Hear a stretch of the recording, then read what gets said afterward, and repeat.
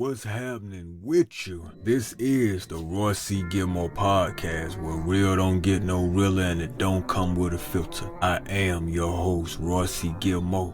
A couple of years ago, I laid down with the devil.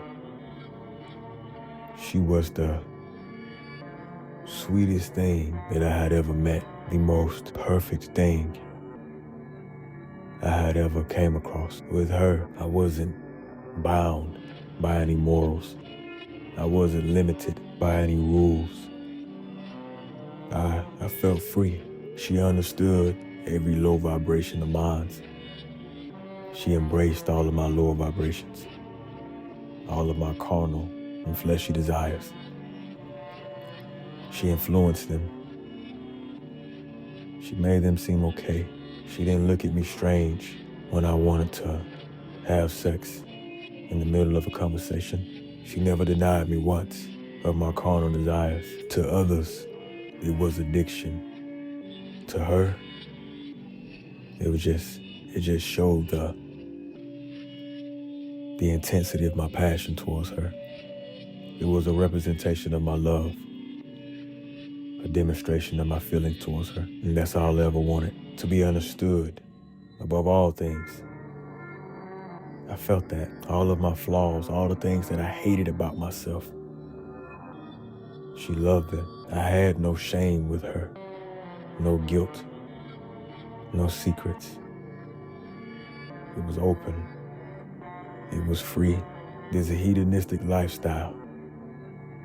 It rotted my spirit, but it satiated my flesh in ways you couldn't imagine. It was a constant battle between my spirit and my flesh. Sometimes I hate being trapped in this vessel because it wants things that it should not have. The very things that this vessel craves are poison to my spirit. If I am led by my flesh, it will lead me to hell. With a smile on my face, caught up in the bliss, the satisfaction, the feeling. This woman, when I entered her, everything turned to liquid. Her skin was so soft. Inside of her was so warm.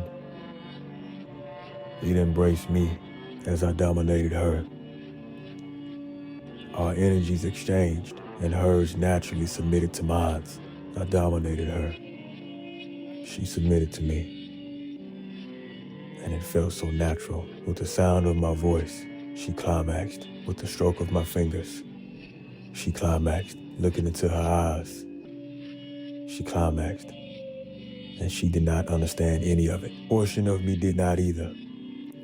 But there was another thing inside of me that understood everything that was going on simply because it was informing the other side of me of what was going on.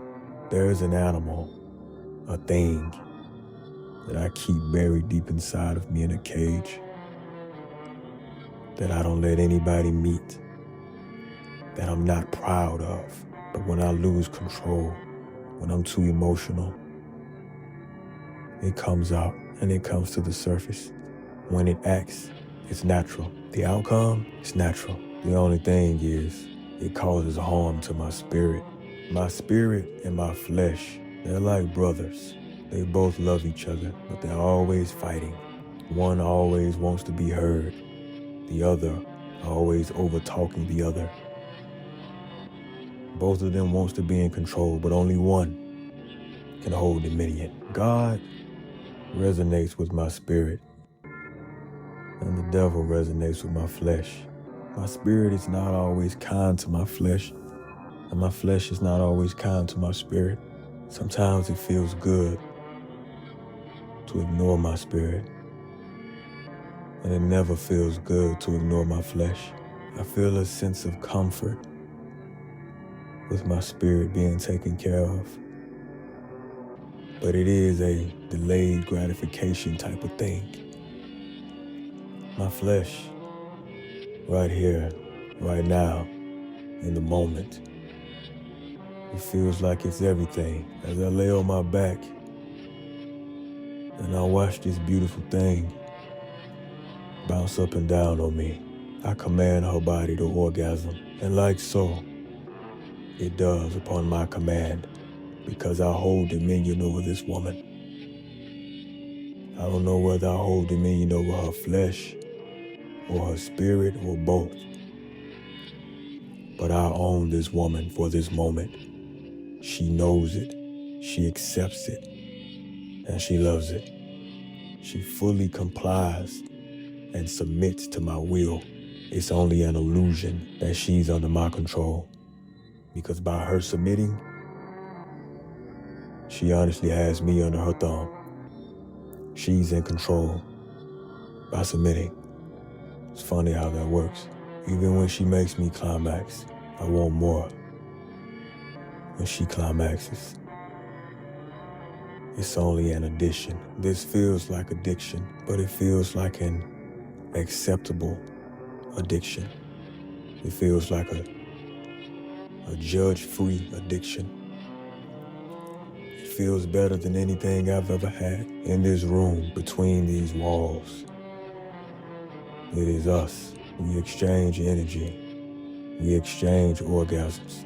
The energy is so high in here that it's electric. We could power the whole city with this, but we don't want to. We just want to feel this thing, this romance, this union that we have.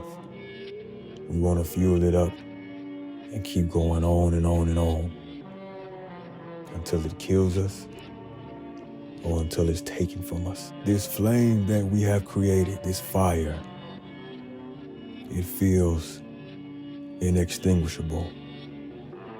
It feels eternal. It feels like heaven. Meanwhile, it's hell, because the longer I ignore my spirit, the more I risk peril. This is dangerous. Crack ain't got shit on this. Weed ain't got shit on this. Hennessy, the sweetest alcohol, the sweetest drug, the most potent thing, ain't got shit on this. This is what people spend lifetimes, eternities looking for. This bliss. This is what they want. This is what they seek. And I have it. And it kills a little piece of me. Every time I indulge in it, every time I have it, it has me. This feels wrong, but it feels so good that I convince myself that it's right. And that's what makes it so perilous. Creating delusions just to indulge, living in a lie just for a taste. I know that she is the devil, but when I look at her, the devil is not what I see. It feels so heavenly. She sounds so heavenly. She feels so heavenly. She smells. She tastes so heavenly. Is this what the devil is really like? Is he really this beautiful? Is what he has to offer so enthralling, so potent? Why have I been introduced to this, Lord? What is the purpose? Have you forsaken me? Or have you blessed me? Did this come from you? How can I know the difference in the future between what you send and what the devil sends? If sin feels this good, how can I sway my children from sin when it feels this good? I know that it's wrong, but every time I try to stop, something convinces me, my flesh, that it's not, that it's okay. My spirit knows that it's not, but like I said, like two brothers, they argue all the time over who's in control. Sometimes my spirit wins, and sometimes my flesh does. My spirit is the big brother, and my flesh is the little brother. The little brother is taller than the big brother, but the big brother is bigger than the little brother. They perfectly balance each other out. They're both powerful. They're both dangerous. Listening to either or can send me in its own version of hell. Listening to both comes with consequences. Joys, pros, cons, rewards, punishments. I know that I'm safer with my spirit, but with my flesh, I forget that I'm not safe. Being so caught up in the moment, there's a hedonistic lifestyle of pleasure. There is no pain, only pleasure. This woman, she lets me do anything to her. I open her mouth and I spit in it, and I ask her, do you accept me as yours and yourself as mine? She swallows it and she looks me in the eye without thinking twice and says yes. I tell her the orgasm, and she does as I command. Angel orbs fill the room. The energy is so high it's electric. I place my hand around her throat and I squeeze gently as I release inside of her. And she wraps her legs around me and she receives every drop of me. We go through this intoxicating, ritualistic event daily, multiple times a day. I am on her mind just as much as she is on mine. Nothing else matters but us. No bills, no money, no work, not the world, danger, nothing. Just this, just us. We no longer live in the world. We have created our own world of bliss, of passion, a painless, blissful world of only excitement. And I love it here. But I cannot stay here. The longer I stay, the more I die. But what is life if it ain't this? Why live if I can't have this? This feels so good. Jesus, I can't leave. I need you to pour me out. I need you to snatch me out, force me forward, prevent me from looking back. Because if I look back, she'll extend her hand, and I'll extend mine, and we'll pull each other until we have each other in each other's arms. This woman, she has followed me for lifetimes for that feeling. We've played this cat and mouse game for lifetimes for that feeling. This is very much supernatural, can only be understood by the spirits and those like them. This is poison, but it's so sweet, sweet enough for me to continue drinking it, knowing that it will one day kill me. How silly is that? What poison is worth that, you may ask? The answer is simple. It's sin. We know it kills us every day, and yet continue to indulge in it. My spirit will win. It has to. My flesh is deceptive. It's weak. It's dishonest. Childish, immoral, boundless, and it cannot be trusted because at the slight of comfort, it begins to unravel. When it begins to feel understood, it begins to unravel. My strength is in my spirit, not my flesh. Therefore, my flesh cannot have a voice. So in the end, the big brother wins each and every time. And I had to cut the devil off and say goodbye to the sweet poison that I risked it all for. I am no longer bound. I am free, and I am still loved. I am still valued. I'm still understood, not in the ways that I would like to be, but nonetheless, sometimes it really is the little things. Lest you lead me into such peril, why do I allow you to continue to do so? The trick that the enemy uses is giving you what you think you want. Ain't that something? In order for the enemy to destroy you, he doesn't use tricks. He doesn't deceive you. He just gives you what you want. And you destroy yourself. Flesh, you know this, and yet you allow yourself to be so weakened that you let him in. You allow yourself to be so insatiable that you give in to one-sided deals that will kill us both in the end. Why? Because it feels good, but it's not absolute. But it feels good. This world is filled with pain and disappointment And pain and disappointment seem to last and hold a hell of a lot more weight than any form of bliss. The seasons are forever changing, and the shortest season is happiness. Spirit, I only want to make you feel good because I see you suffering. I see you struggling, and I only want to make you feel good. Is that so bad? You can make me feel good, flesh, by being compliant, by taking accountability, by showing some restraint. There is power in restraint. Our union becomes stronger when you practice restraint. My appetite is too insatiable for you to understand that restraint is damn near impossible. I want what I want when I want it, and it makes it even worse when I get it. This world was molded, founded on a lifestyle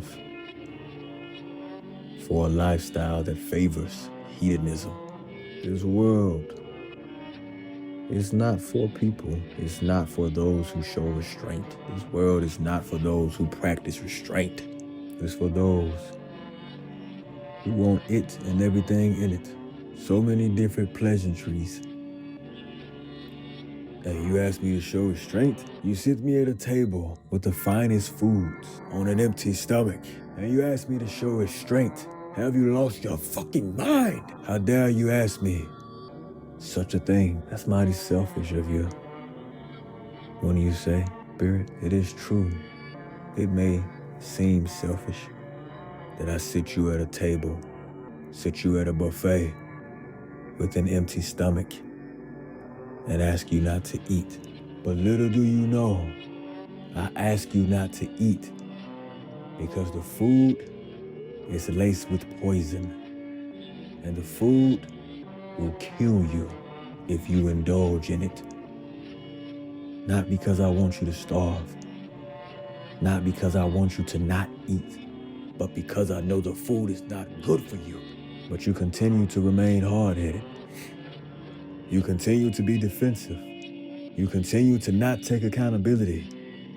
And you continue to do what you want. It is not safe, the lifestyle that you live.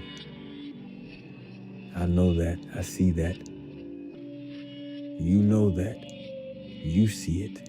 You just can't seem to control yourself. You just can't seem to control your appetite. The only way for you to control your appetite is if you work with me. You have to submit to me, flesh. I, spirit, command you to submit to me, flesh. But why? Because it is what's best for you. If you take lead, flesh, you and I both will die. If I take lead, you and I both will survive.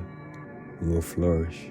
But if I allow you to take lead, spirit, will it be as enthralling as when I'm in charge? Will it be as blissful? How will my appetite be satiated? Will it be as fun, as lavish? When you're in charge? Honestly, flesh? No, it won't be. I can tell you that now. And why would I submit to you, spirit? Like I told you before. Because it is what's best.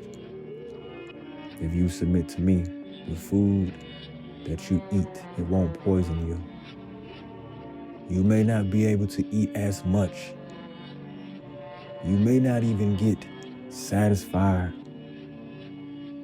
from the choices that you have. It won't be a buffet. And at times, you won't always get to eat when you're hungry. But there's a reason. There is power in restraint. There is power in vibrating higher. There's more to the world than desire. Flesh, you are an appetite. I, spirit, I am a conscious. I am consciousness. You are an appetite. One thinks and the other, it doesn't. If you continue to indulge in these things, it will be your demise, our demise. And I simply cannot allow that. We are at odds all the time. Rarely do we agree on anything. But I love you. And I know that you love me. I just want what's best for you. Always.